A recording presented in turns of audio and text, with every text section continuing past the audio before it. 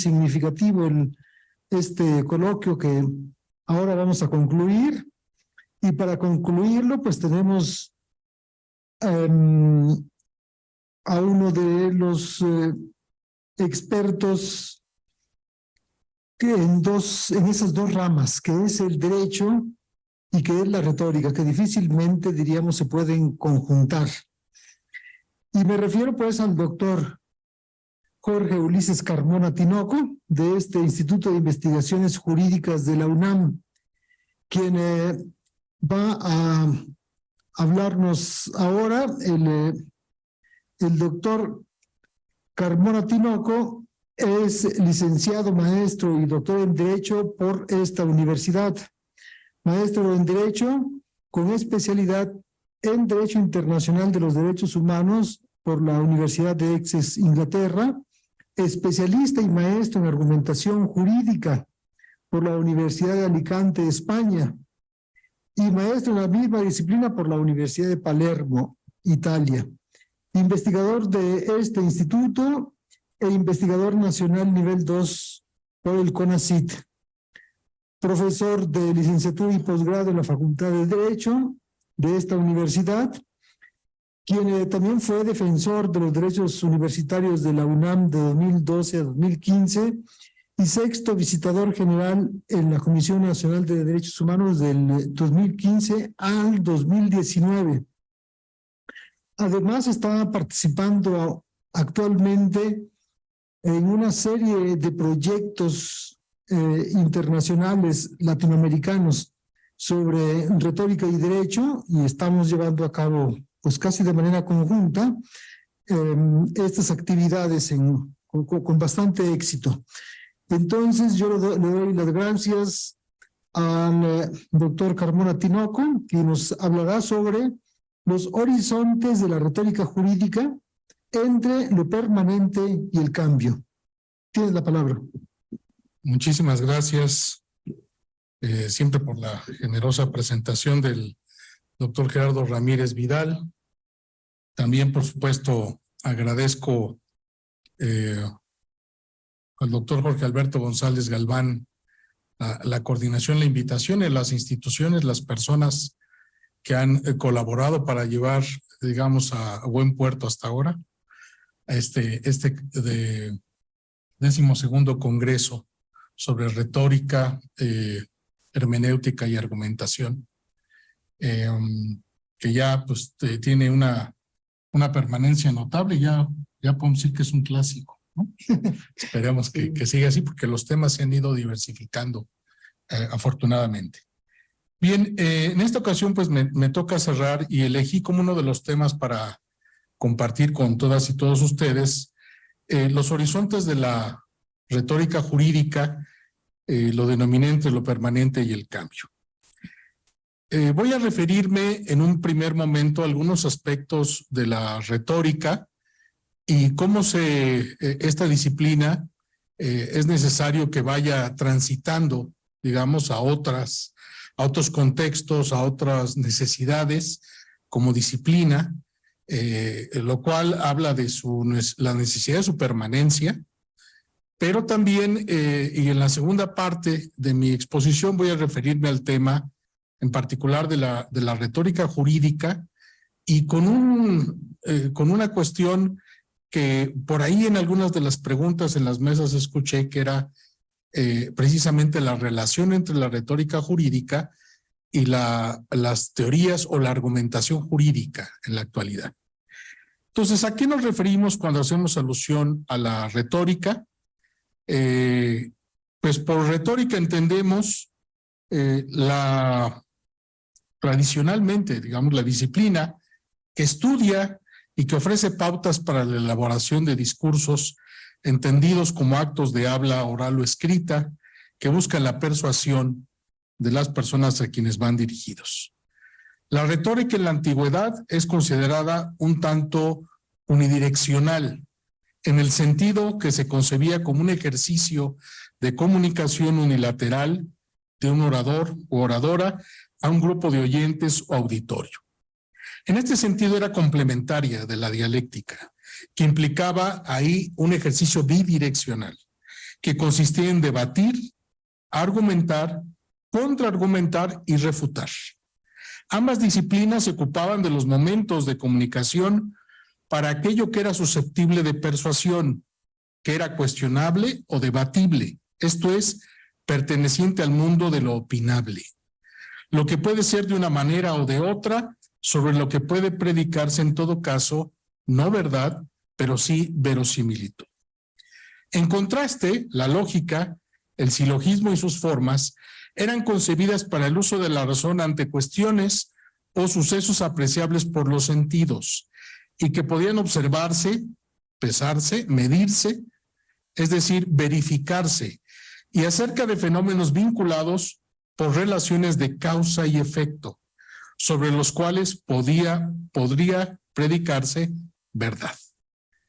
No es lo mismo explicar desde el punto de vista científico, por ejemplo, la fusión nuclear y cómo funciona esta a la hora de detonar una bomba atómica, así como medir el daño causado por esta, a debatir las razones, por ejemplo, de su utilización sobre Hiroshima o Nagasaki.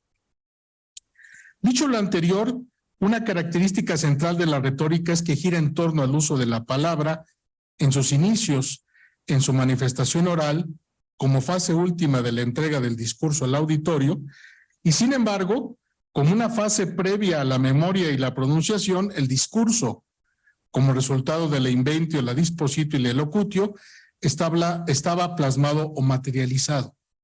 Esto es, había un registro escrito del mismo.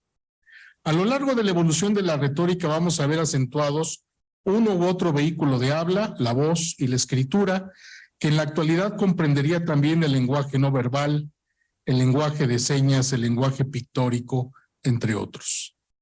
En el campo del derecho podemos ver cómo la oralidad dio paso a la preeminencia de la escritura y de vuelta a la preponderancia de la oralidad, como lo ejemplifica la evolución procesal penal y de otras materias en nuestro país que ahora tienden a la oralidad luego de decenas de años de prevalencia de la escritura únicamente. Para delimitar el margen de presencia de la retórica, habría que destacar que a esta se opone el uso de la coacción, el uso de la fuerza y la amenaza. Por supuesto, a través de estos últimos, yo puedo lograr que los demás hagan lo que yo pretendo que hagan, pero distan de ser persuasión a través de la palabra. Sin duda hay zonas grises en este punto, pues el uso o abuso de argumentos consecuencialistas a partir del miedo o del terror podrían en algún punto ser consideradas amenazas al menos veladas, lo que recibimos todas las mañanas. Se trata la retórica entonces de una disciplina que nació en un contexto jurídico, político y cívico cerca de 25 siglos atrás y que continúa aportando conceptos, categorías, sistemas y técnicas para lograr la aceptación de lo que sostenemos por parte de nuestro auditorio. Que los oyentes o lectores tomen el curso de acción que se propone, entre otros. Recuérdese que en Sicilia, donde surgiría la disciplina, cada persona debía abogar y litigar su propia causa. Estaban proscritos los abogados. De ahí que los logógrafos o facedores de discursos tuvieran un papel central como intermediarios, a fin de dotar a las personas de aquello que debían decir y cómo decirlo a favor de su causa. Esta labor que asumirían después los abogados, cuando se permitió libremente su presencia, no difiere de la que se realiza hoy en día, pues las demandas siguen siendo presentadas con la ficción, al menos inicialmente, de que la hubiera elaborado la propia persona interesada en hacer valer su pretensión. Por ejemplo, yo, fulanito de tal, por mi propio derecho, ¿no?, nombrando para tales efectos a tales abogados o abogados, vengo a solicitar a usted ese punto juez, cual si fuese la persona, cuando en realidad ya pasó por el intermediario que es la abogada o el abogado. Esto es, seguimos siendo en gran parte intermediarios al estilo de los logógrafos primigenios. La retórica se desarrolló sobre los géneros judicial, deliberativo y epidíctico, como contextos en los que la necesidad de la persuasión era evidente o persistente. A esto seguirían después el género epistolar, sobre todo impulsado cuando la Iglesia tuvo una presencia determinante en la disciplina durante varios siglos. Consideramos que tales géneros subsisten en la actualidad e incluso se han sofisticado y diversificado, pues ahora, además de la retórica de las personas litigantes, tenemos también la de los órganos de decisión en general, no solo jueces, sino también autoridades administrativas, órganos no jurisdiccionales y también instancias internacionales. El género deliberativo se aprecia en la escena política o en la elaboración de las reglas jurídicas, también, pero en toda clase de asambleas lo vemos también presente. Y el género epidíctico de alabanza o vituperio públicos están por todas partes, basta echar un vistazo a las denominadas redes sociales. Consideramos entonces que la necesidad de aquello que aporta la retórica permanece, se adapta, se fortalece y abre posibilidades constantes para avanzar en su estudio y puesta en práctica. Sin duda alguna, de la mano de disciplinas como las ciencias de la conducta o algunas otras materias como la publicidad o el advertising, encontramos un gran número de ámbitos que nutren a las tradicionales técnicas de elaboración de discursos, como aquellos que dejan los estudios y experimentos que muestran que la persuasión se acrecenta en porcentaje gracias al impacto que tienen en nosotros la reciprocidad, la validación social, aquello que nos inspira confianza o atracción, las órdenes provistas de autoridad que reconocemos, la externación de compromisos públicos o uno de los más poderosos, que es la escasez. O también la persuasión a través del uso de datos o de estadísticas. Yo en ocasiones en la clase les comento a mis alumnos que he ganado el 100% de los casos que he litigado. Y cuando me preguntan cuántos ha litigado, pues les digo 1, pero lo gané. Pero también el cambio se da de la mano de los medios de comunicación o la tecnología que permite la interacción comunicativa. Así, en la actualidad, la retórica puede proveer impacto en situaciones de comunicación con márgenes limitados de tiempo o de uso de caracteres e incluso de emojis que buscan además transmitir, además de un mensaje, una emoción o estado de ánimo. Yo no sé si les ha pasado tratar de comunicarse, por ejemplo, con el WhatsApp sin indicar la emoción con lo que estás manifestando. Genera problemas, sin duda.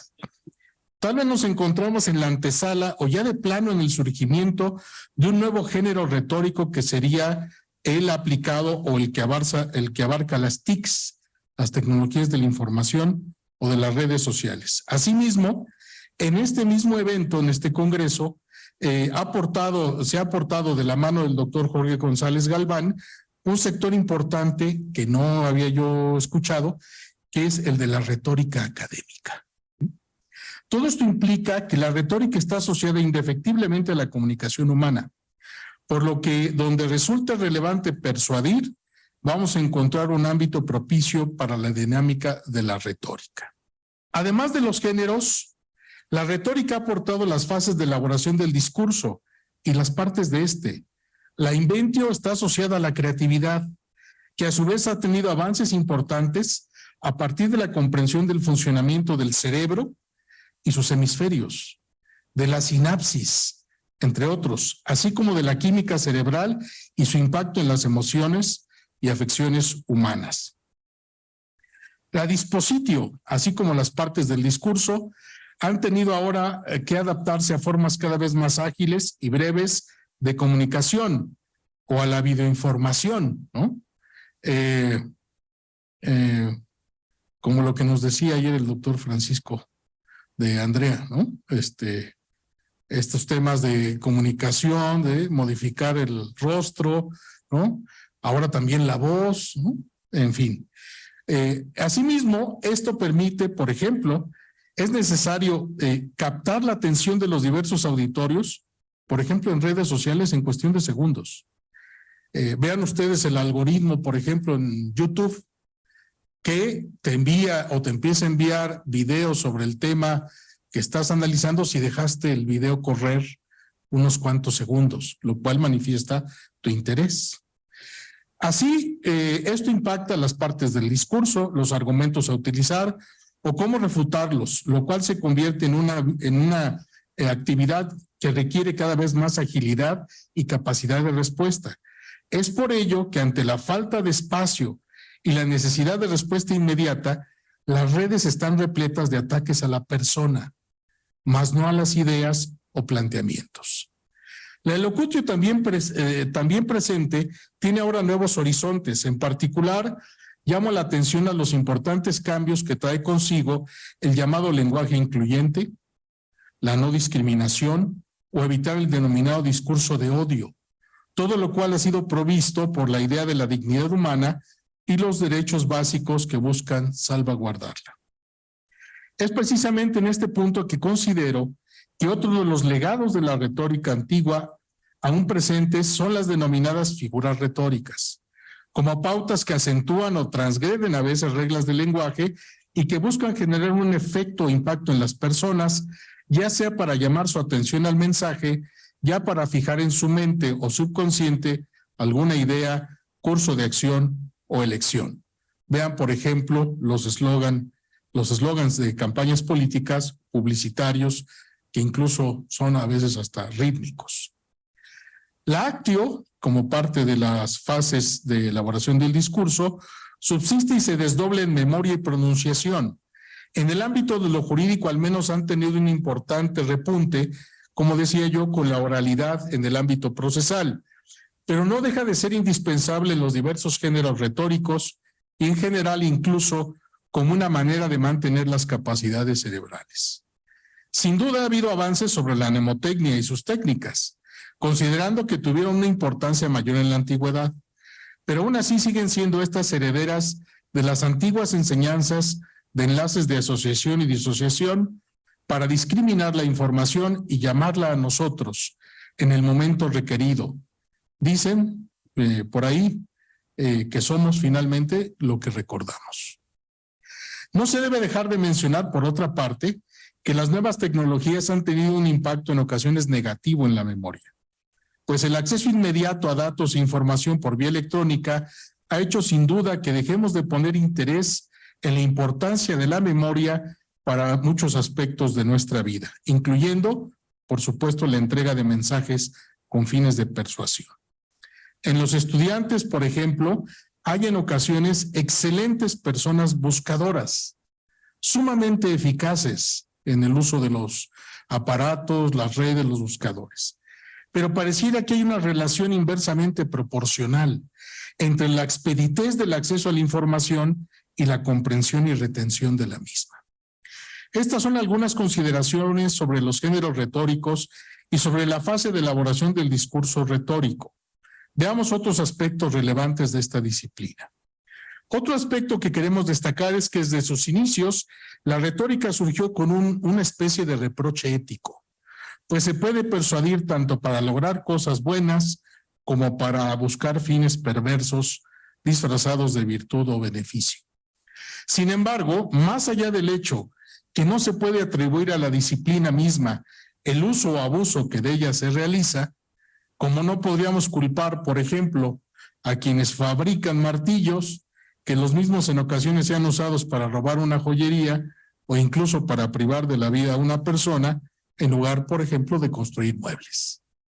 Consideramos que la propia disciplina tiene cánones importantes que llevan a su uso al menos tendencial hacia lo bueno y lo debido, como aquellos que reiteran diversos autores en el sentido de que una vía de persuasión es sin duda el talante del orador, o como se expresara, persona de bien, oradora perfecta, aludiendo a que solo quienes cuidan su prestigio y son congruentes pueden transmitir ser una autoridad legítima para hablar de algo o aconsejar acerca de algo. No imagino, por ejemplo, algunos personajes, ¿no? Hablando, por ejemplo, de honestidad o de plagio, ¿no? Uno más de los cánones de persuasión, como lo presentó en su momento Aristóteles, fue el logro de la misma por el mensaje mismo, donde el acento está en el qué y cómo se argumenta a favor de la causa que se defiende, se plantea o se opina, y en último término, la persuasión a partir de la predisposición del auditorio, esto es la manera en que se va preparando a los oyentes con datos, situaciones, contextos o circunstancias, de manera que acepten lo que se les plantea como correcto, idóneo o necesario. Hasta aquí algunas ideas generales de algo de lo mucho que nos sigue aportando la retórica y de la necesidad de proseguir con su estudio, enseñanza y divulgación con base en los desarrollos de otras disciplinas y los avances también tecnológicos.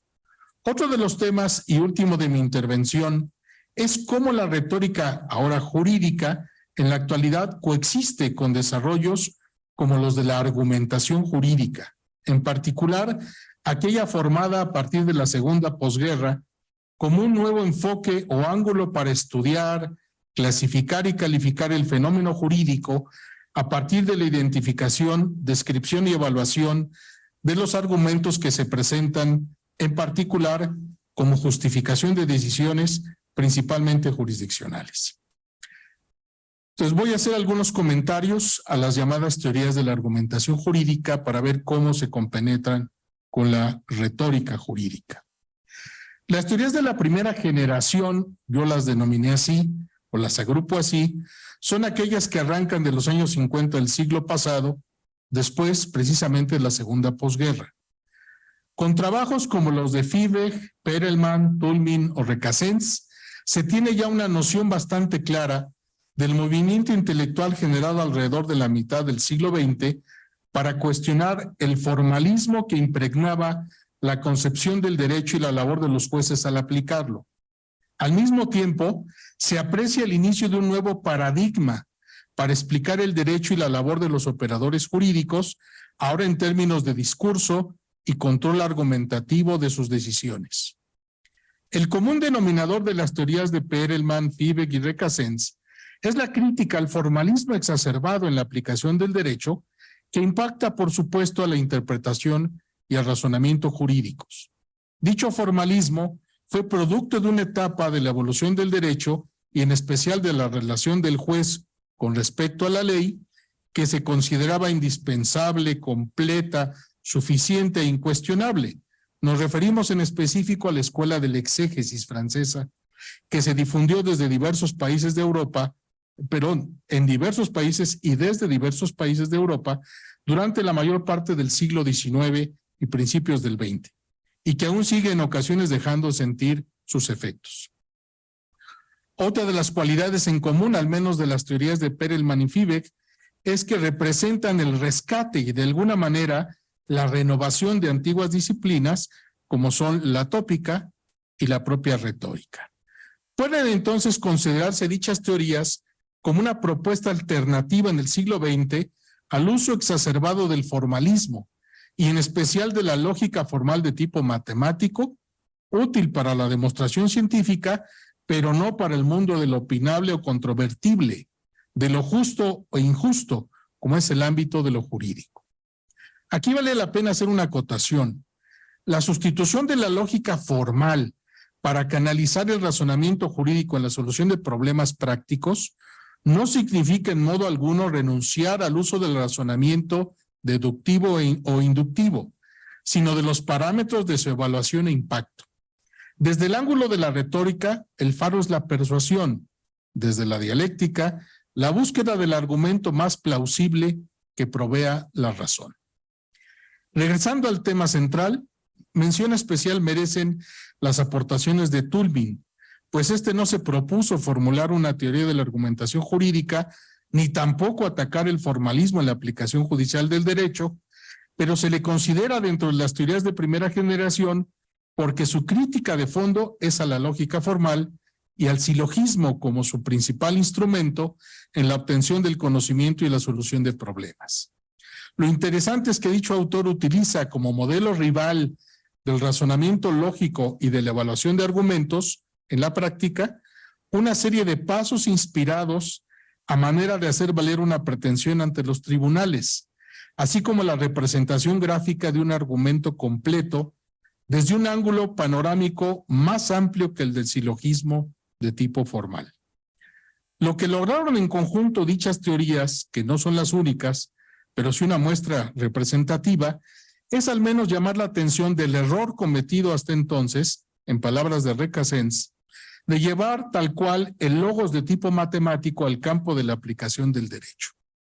Los autores de referencia sin duda abonaron el terreno para la elaboración de posteriores teorías más sofisticadas y formuladas sobre otras bases, no apoyadas en la dialéctica y la retórica antiguas, sino en la filosofía analítica, nuevos derroteros en la teoría del derecho, incluso en la teoría de la comunicación humana. Las teorías de segunda generación son las surgidas a partir de la década de los años 70 del siglo pasado, y estas son representadas, entre otros, por Robert Alexy, Neil McCormick, Manuel Atienza, entre otros. La mayoría deja de lado el tema de la persuasión o lo coloca en un segundo plano, con lo que se alejan o buscan alejarse de la retórica. Todas ellas aceptan la utilización y el papel de la lógica formal para dar cuenta de la aplicación del derecho en su aspecto más básico, lo que llaman los casos fáciles.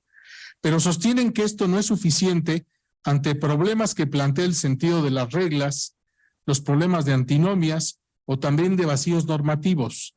Es ahí donde se ubica la argumentación jurídica como una propuesta para sustentar las premisas que eventualmente llevarán a la conclusión o solución del caso en cuestión, o sea, los llamados casos difíciles. No obstante lo anterior, Atienza, al apuntar la dificultad de entender la argumentación de una única manera, señala al menos tres concepciones de la misma: la formal, la material y la dialéctica. La primera de ellas cae en el campo de la lógica deductiva, de la validez formal de los argumentos.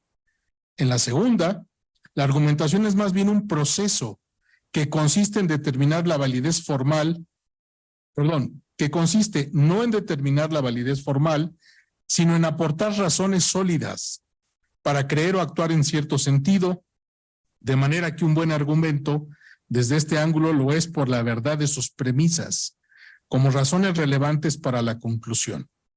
Y en el tercer caso, la argumentación se ve como una interacción de dos o más sujetos, donde el punto cardinal es la búsqueda de la persuasión del interlocutor o de un auditorio. En este sentido vemos, por lo menos de ese ángulo, que aceptan que hay una vertiente de la argumentación que empata perfectamente con el ámbito de la retórica. Por nuestra parte, consideramos que existen al menos tres ángulos que vale la pena abordar para entender la relación entre retórica y argumentación jurídicas en la actualidad. El primero es conceptual, no los voy a poder desarrollar por cuestión de tiempo, lo hice en un trabajo que está por ahí publicado sobre la dinámica de la retórica, pero los tres ángulos son el conceptual, el segundo es su fin pragmático y el tercero, el punto de vista histórico o evolutivo. A partir de lo que hemos señalado, consideramos que existen puntos divergentes entre la retórica y la argumentación en el plano jurídico, que impiden tratarlas como sinónimos o términos intercambiables. Asimismo, pueden, sin embargo, coexistir, porque ninguna de ellas incluye por completo a la otra. Es decir, parte de sus horizontes están traslapados. Las actuales teorías de la argumentación tienen un parentesco, así sea remoto, con la retórica clásica. Esto pone de manifiesto también que existe un campo fértil para el desarrollo de una retórica jurídica moderna, que tendría especial aplicación en el ámbito del proceso y en general de la solución jurídica de los conflictos.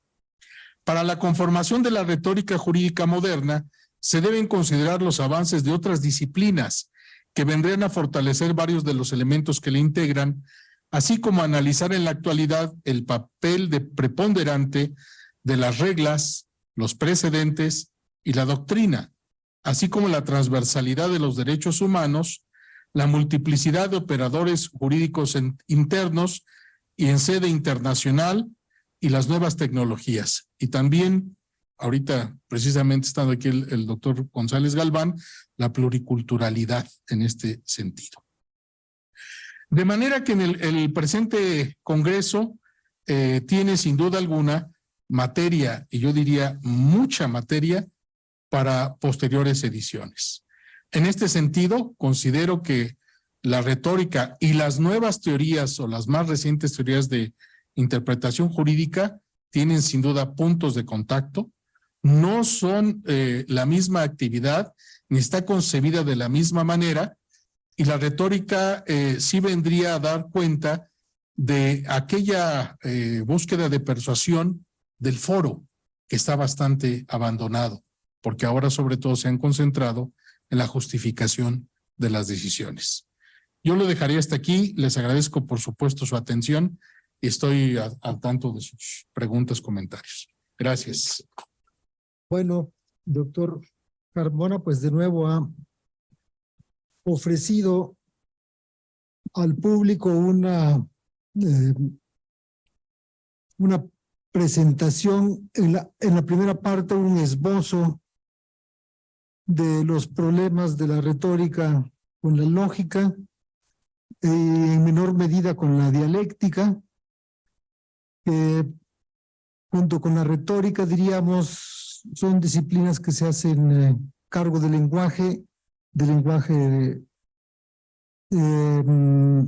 vamos, natural, porque también está la poética, ¿no? Pero por lo menos yo diría del lenguaje en general. El lenguaje poético sería tal vez una especialización, aunque puede vivir independientemente de lo demás. Bueno, pero estas relaciones entre retórica, dialéctica y lógica, pues han ido cambiando a lo largo de los siglos. Entonces eso me parece que es un asunto que hay que discutir, que hay que seguir trabajando. La lógica se apoderó de todo.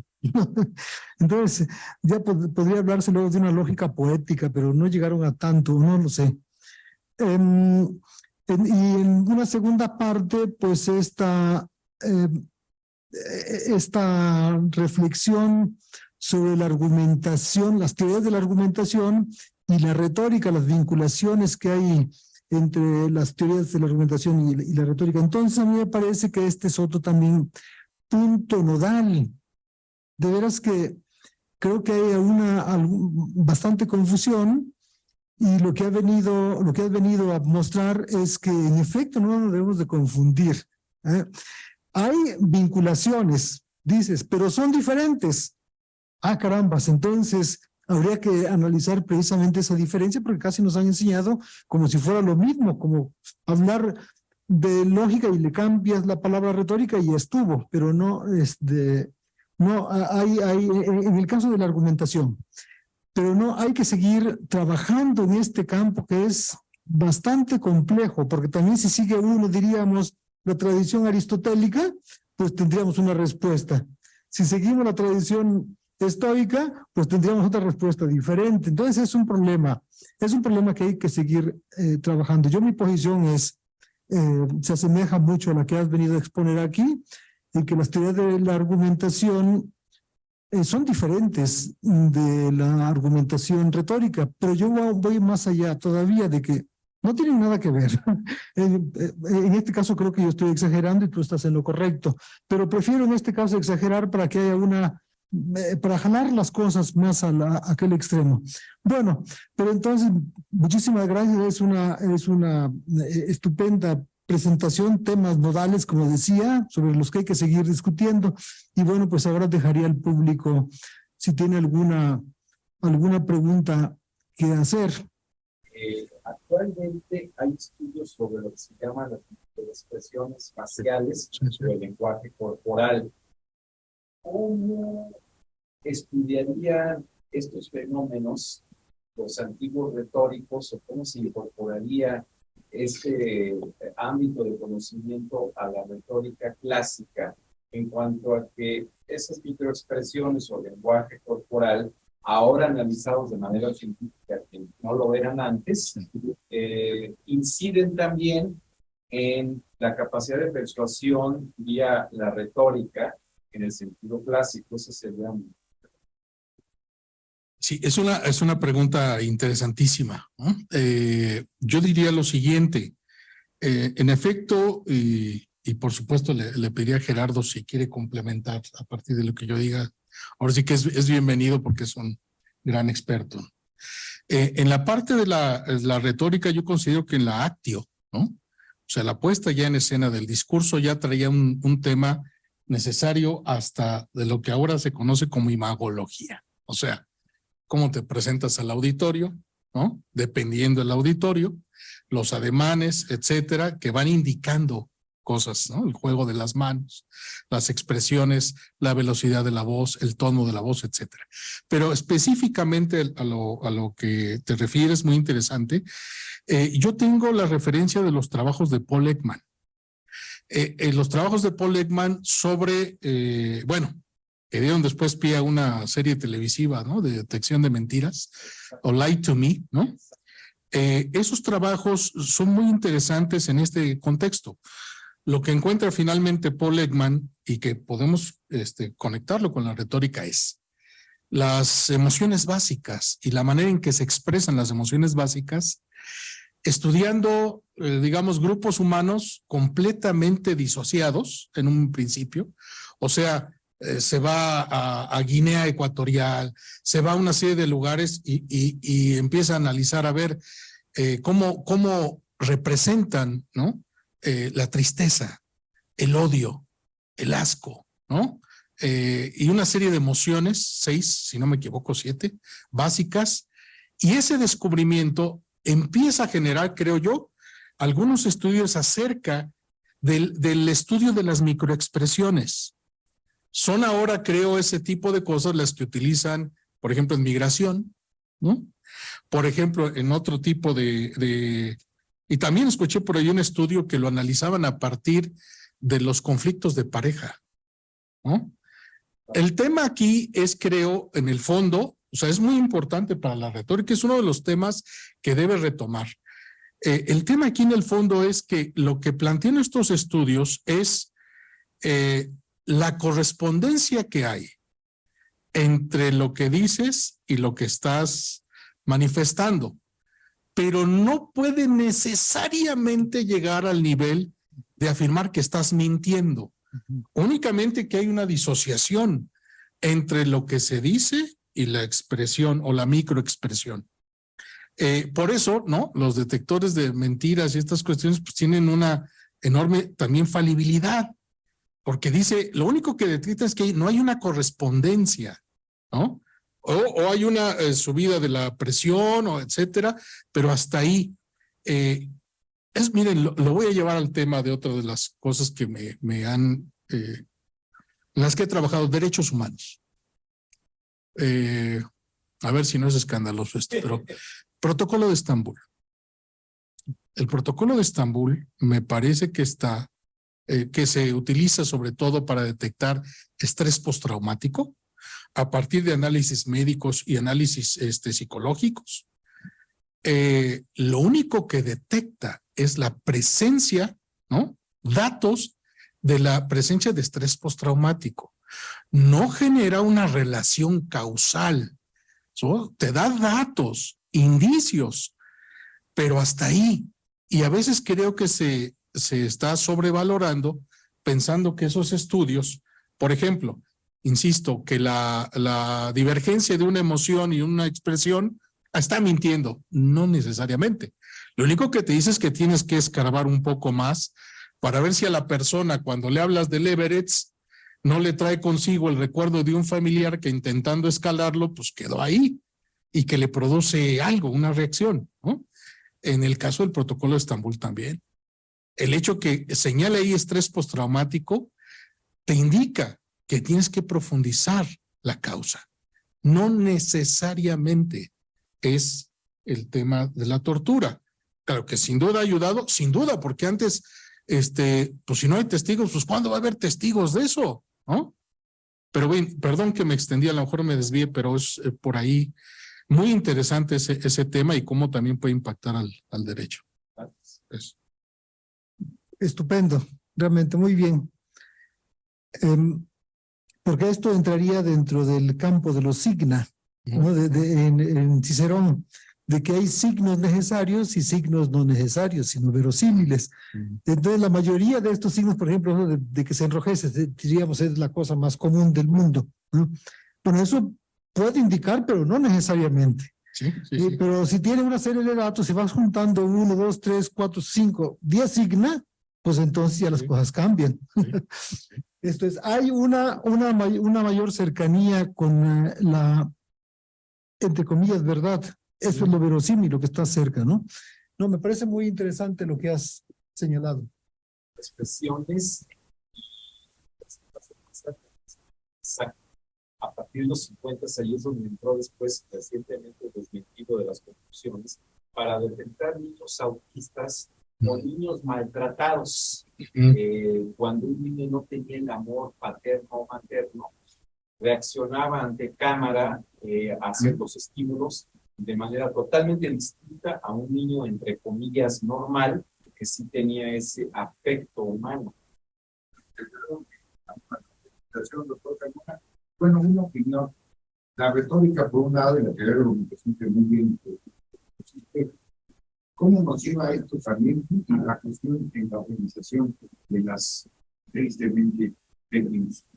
Es decir, ¿qué está pasando con atrás? Podríamos pensar en una retórica, en una actividad de la argumentación.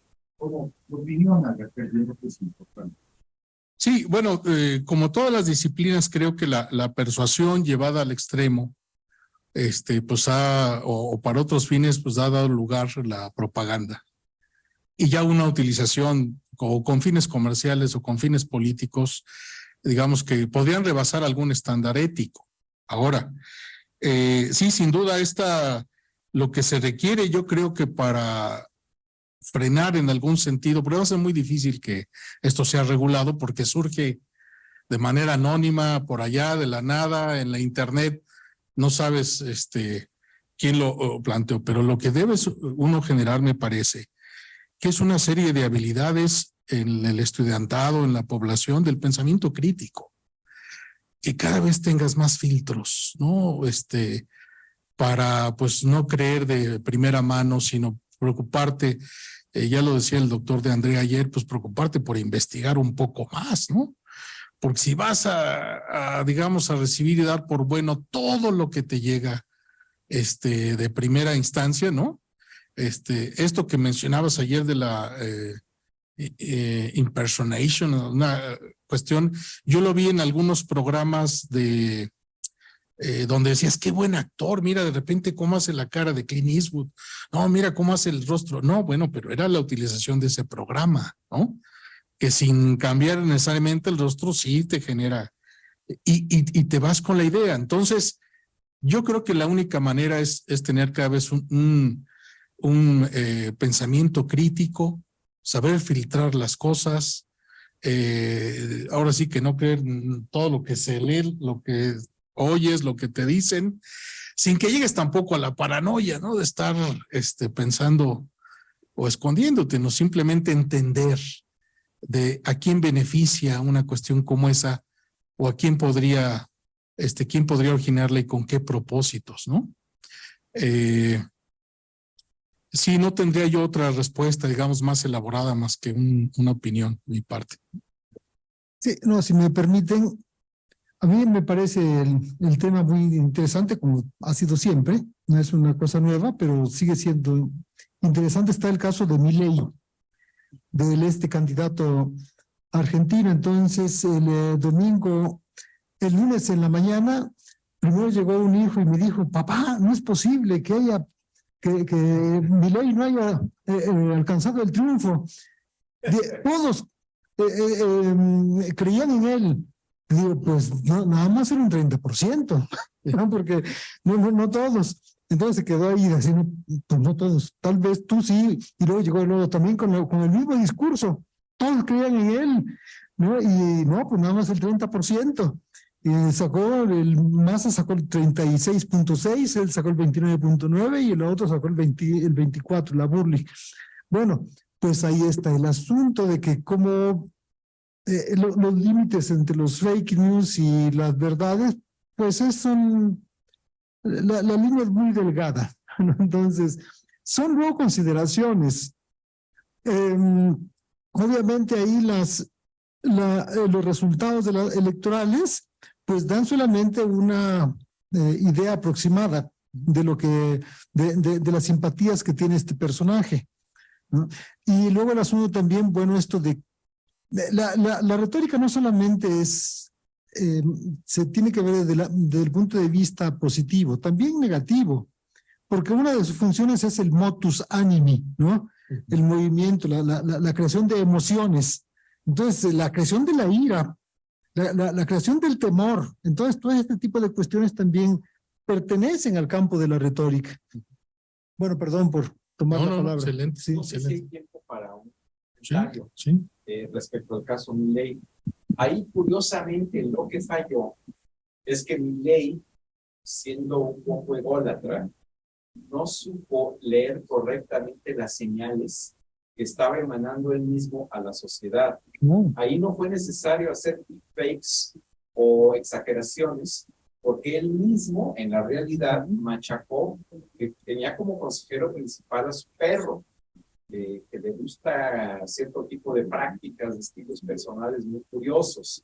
Eso, si él hubiera analizado correctamente a su electorado, se habría dado cuenta que eso es lo que le iba a restar lo que inicialmente fue la avalancha.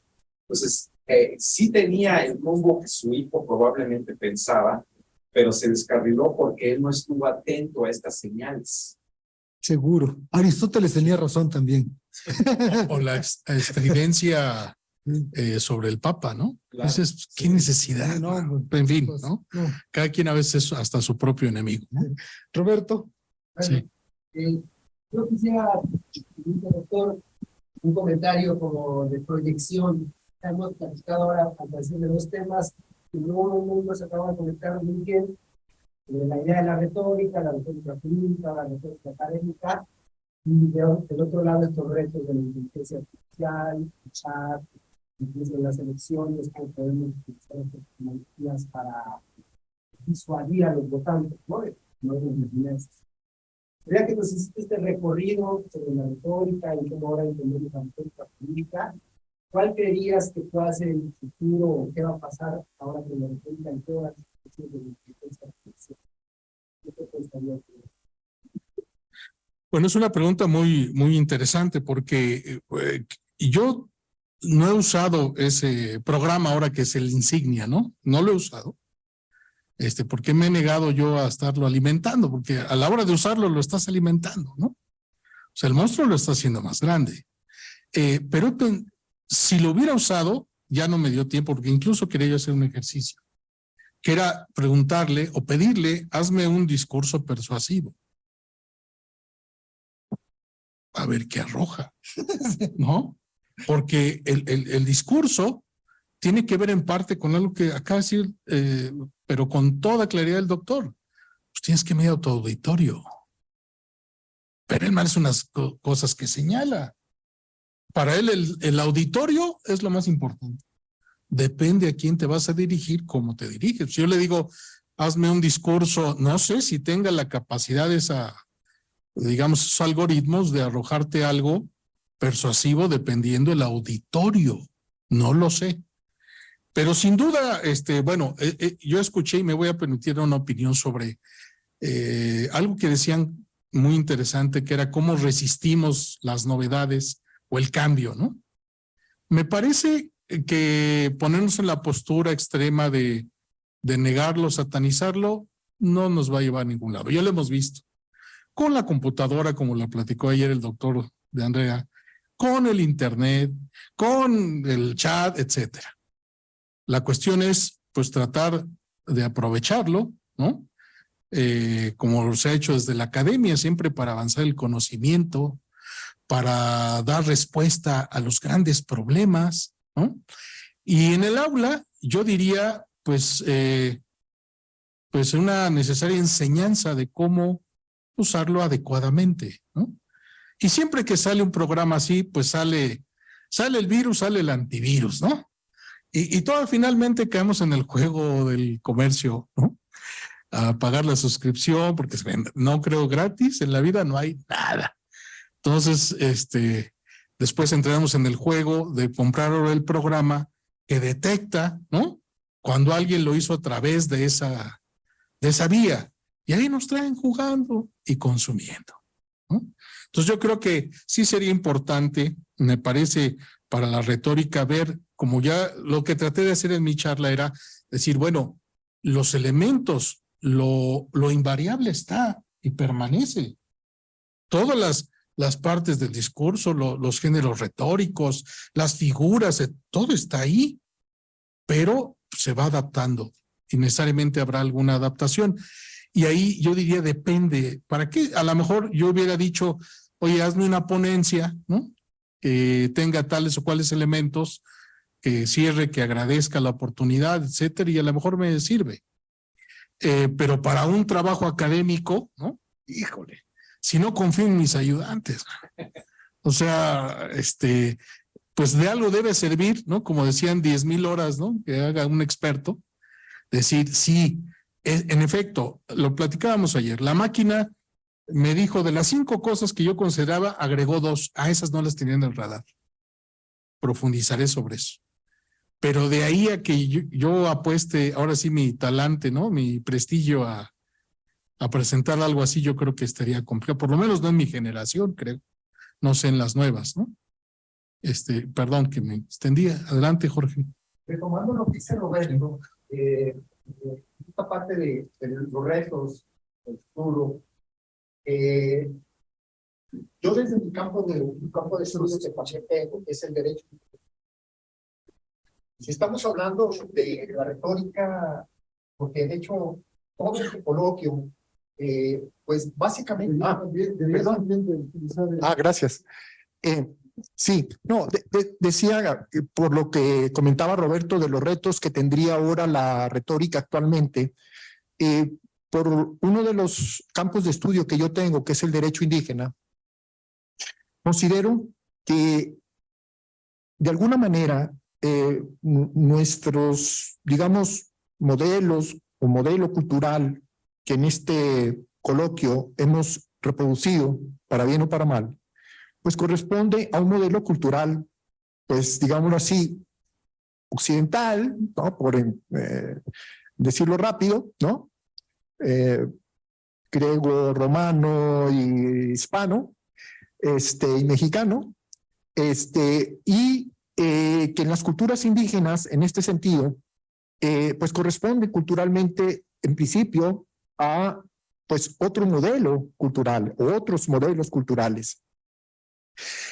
Con el desafío que tenemos a partir del 2001, después de haber reconocido que somos un país pluricultural, y por lo tanto respetar las diferencias culturales sustentadas principalmente pensando en los pueblos indígenas, pues el desafío del derecho es respetar esas culturas jurídicas. Y si la persuasión, el convencimiento a través de argumentos, pienso yo, pregunto, que tendrían que ser solo en español, creo que no. Tenemos 68 idiomas indígenas que, desde mi punto de vista, el desafío que como pueblo tenemos es que esos discursos, esos idiomas, esa vinculación de su cultura en general, pero en particular cuando resuelven conflictos y en sus comunidades o fuera de ellas, pues la lógica es que tienen que ser con su propio discurso. Porque siempre he considerado que justicia que no es impartida por un par cultural no es justicia.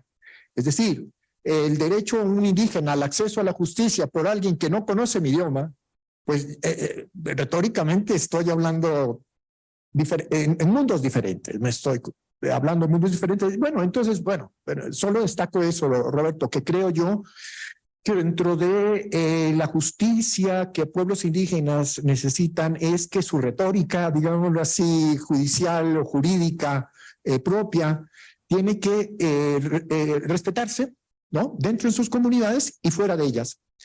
Pero hablando también de lo que ya comentaban, algo que me produce y que yo confieso que lo descubrí al realizar la exposición que preparé para este coloquio. Es lo siguiente, que si es básico que en la retórica se utilizan argumentos para convencer, para persuadir a otra persona o a un grupo de personas, en términos generales, nosotros hemos considerado por nuestra formación como abogados que los principales argumentos los podemos encontrar en fuentes documentales, pues por lo que dice el legislador, por lo que dicen los autores, por lo que dicen los jueces. Y ahí podemos sobrevivir, digámoslo así, y reproducir muy bien y sustentar muy bien nuestros discursos.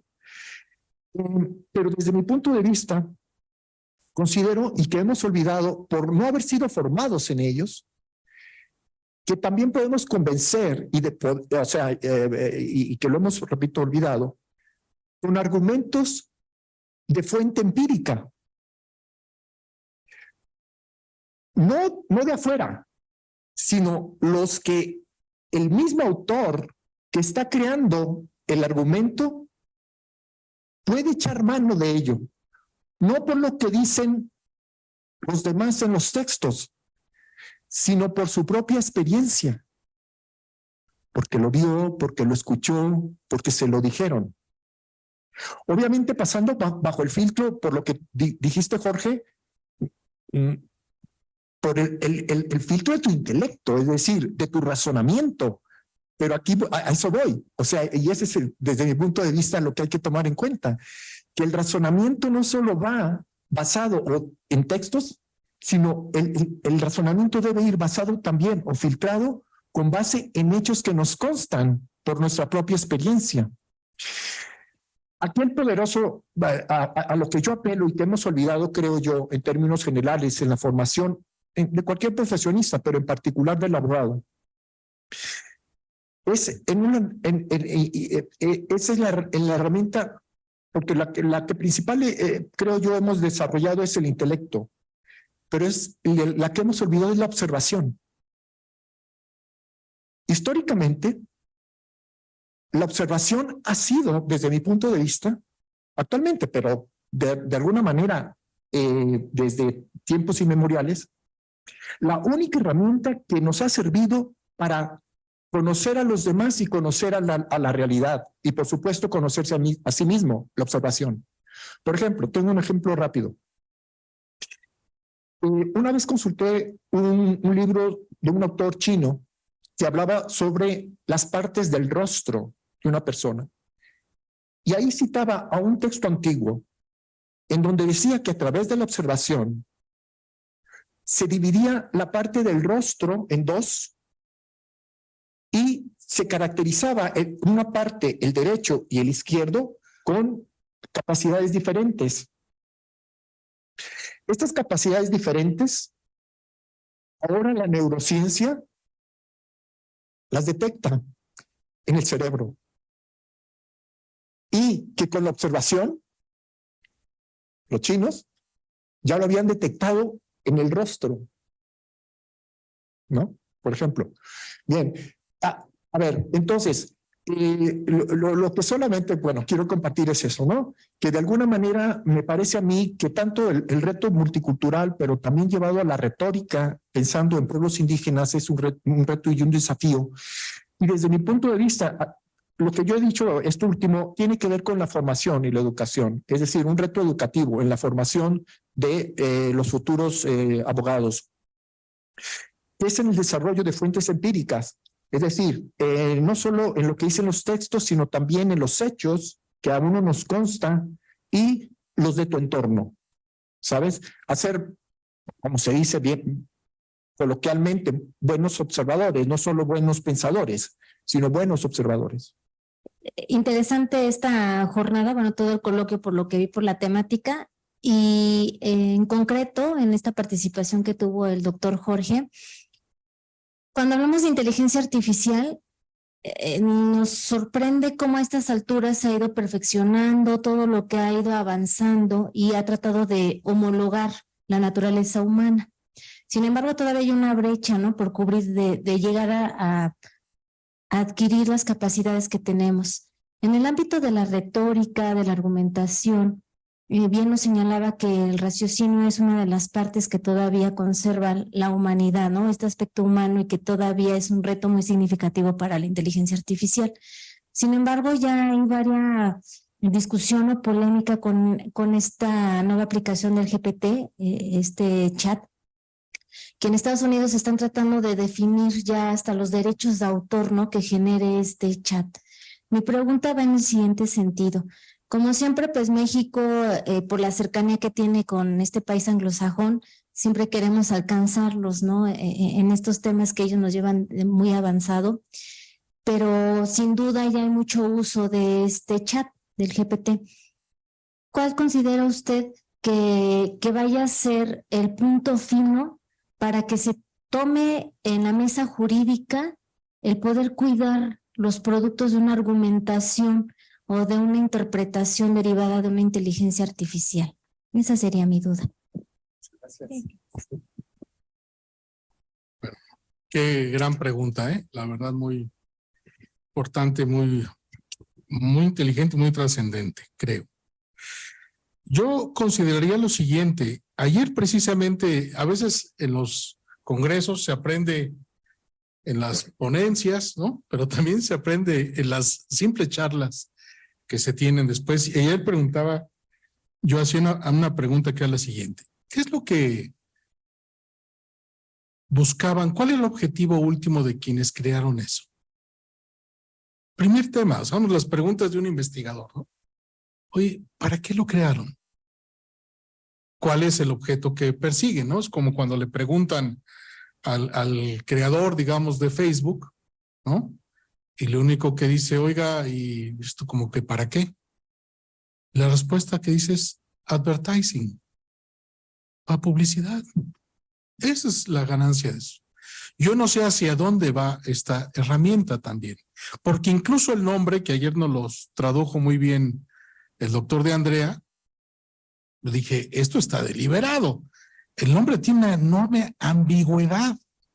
No sabe exactamente a qué se está refiriendo con ese nombre que le están asignando. Entonces, de ahí, y viene otro debate, ¿no? Estaba yo viendo, ayer surgió el tema un poco entre derechos de autor, porque yo decía, ¿y de dónde saca la información?